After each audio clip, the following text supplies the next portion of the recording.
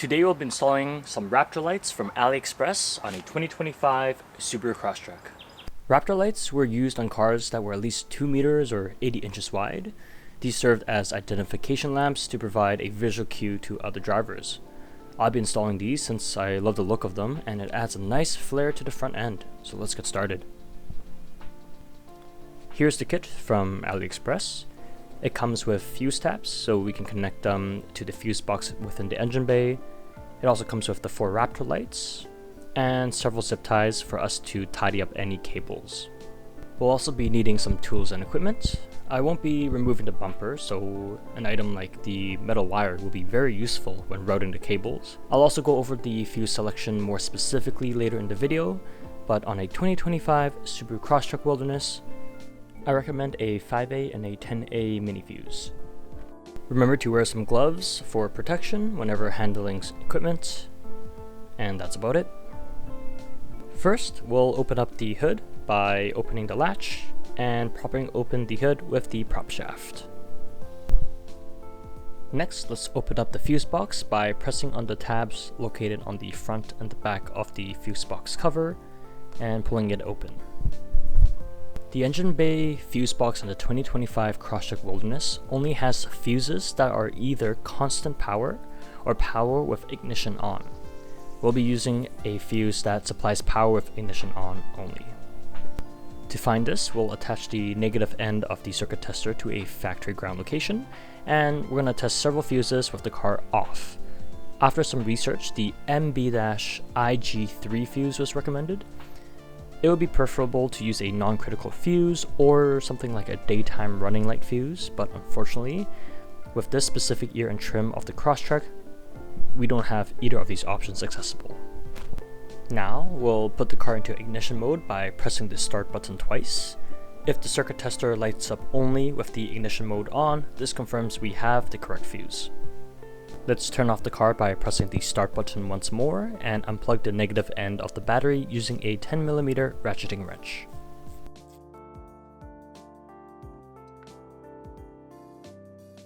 Using the fuse puller located in the fuse box, pull out the fuse we've selected earlier.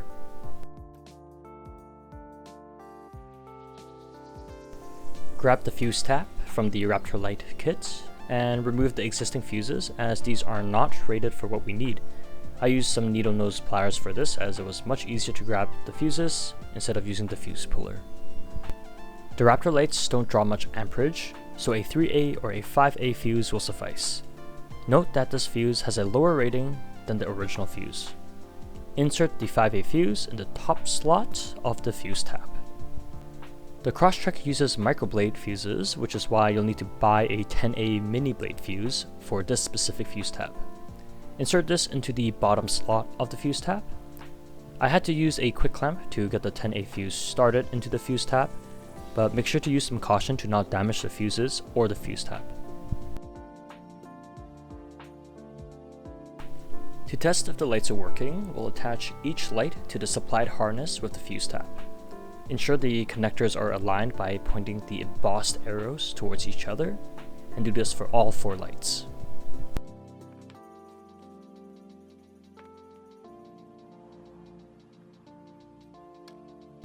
Next, we'll put the fuse tab into the spot we've noted down earlier. Insert the fuse tab so that the tail end is facing towards the front of the car. Here's a diagram explaining the orientation. If you don't know which side is the hot side, you can use a circuit tester on an empty slot which has no fuse. The side that lights up will be the hot side, and the side that doesn't will be the ground. On the 2025 Crosstrek Wilderness, the terminal towards the back of the car is the hot side.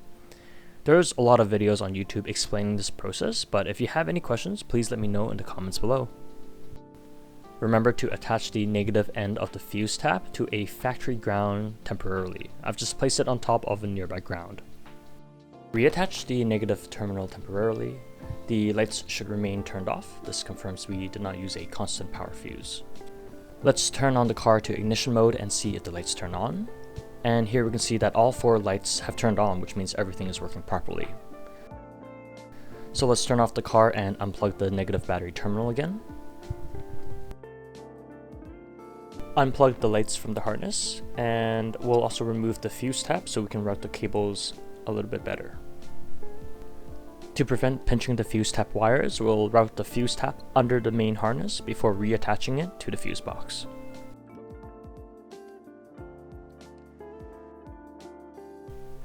We'll need to find a factory ground for the negative end of our fuse tab.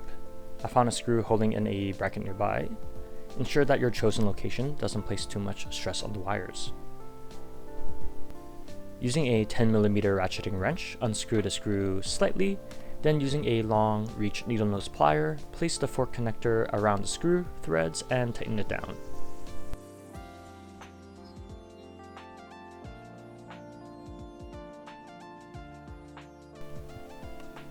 Now we'll route the cables around the battery and behind the headlight to get to the front of the bumper. I'll go through the routing later once we have all the zip ties in place.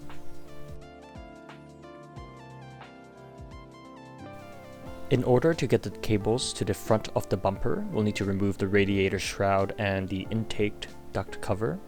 Use a flathead screwdriver and the retainer clip removal tool to take out the push pins. There will be 5 in total. For the 2 push pins on the intake duct cover, turn the push pins 90 degrees counterclockwise, which will then release the pin. The 3 push pins on the radiator shroud should just pop out by prying them with a flathead screwdriver.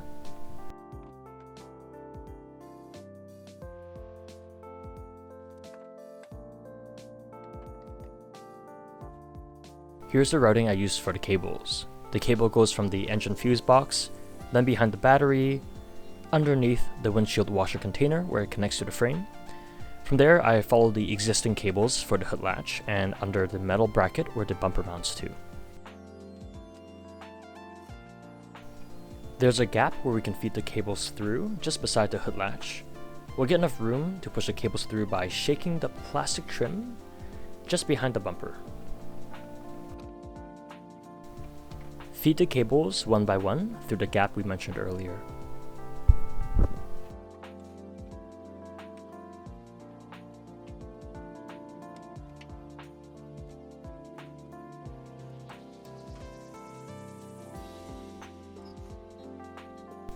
Here you can see where the cables drop down in front of the radiator. Cut a small length of the metal wire and create a hook at one end. We'll use this to grab the cables behind the bumper through the gaps and grills. Take your time and carefully pull each wire out. I also used some painter's tape to hold the cables outside the grill.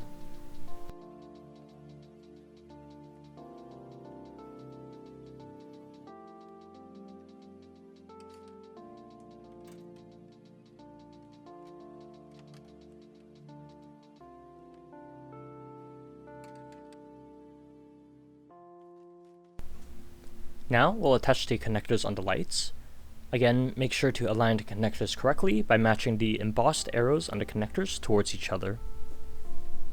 Temporarily clip in the Raptor lights by sliding the clip on the Raptor lights behind the middle of the horizontal grill lines.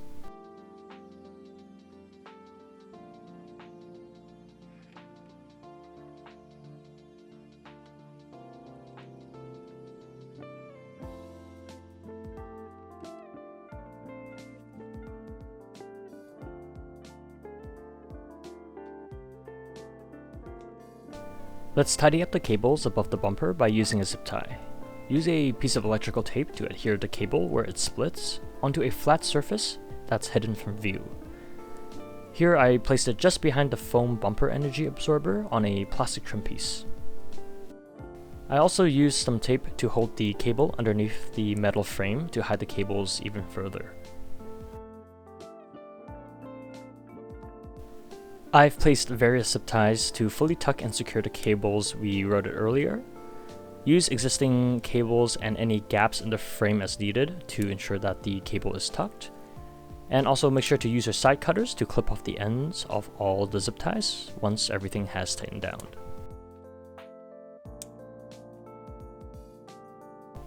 Now we'll replace the radiator shroud and the intake duct cover, which is the reverse of the installation process we did earlier.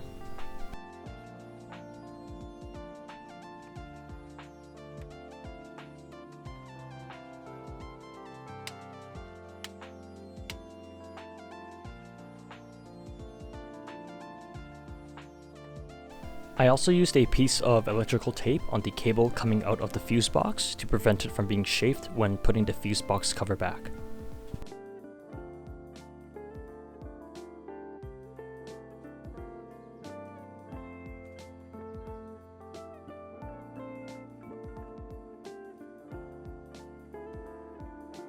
Make sure to put the fuse puller back into its designated spot within the fuse box.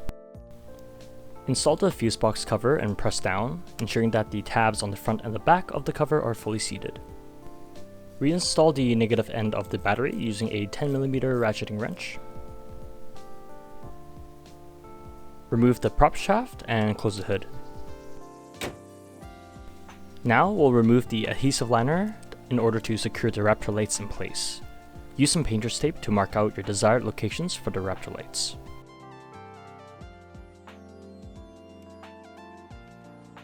An extra detail I did was to mark out where the adhesive no longer contacts the grille using a black marker. We'll then use a knife to cut off the excess. Use caution when handling the knife. A sharp edge helps with preventing jarring movements which could cut your finger. Also, gloves are recommended here. Pull back the adhesive liner using your fingers. This adhesive peels quite easily by rubbing your finger on it and just rolling it back gently. Remove the liner that will attach to the grille. Place the Raptor light clip back to its desired location and apply pressure to the adhesive by pinching the light and the grille together. Make sure to peel off the protective plastic in front of the lights and repeat this for all the lights. Turn the car on or into ignition mode and admire your installation. I think they look fantastic and it really fits well with the gold accents of the Wilderness trim. Thank you for watching, and please feel free to ask me any questions in the comments below. If you'd like to support this channel, please consider liking and subscribing as well. Thank you.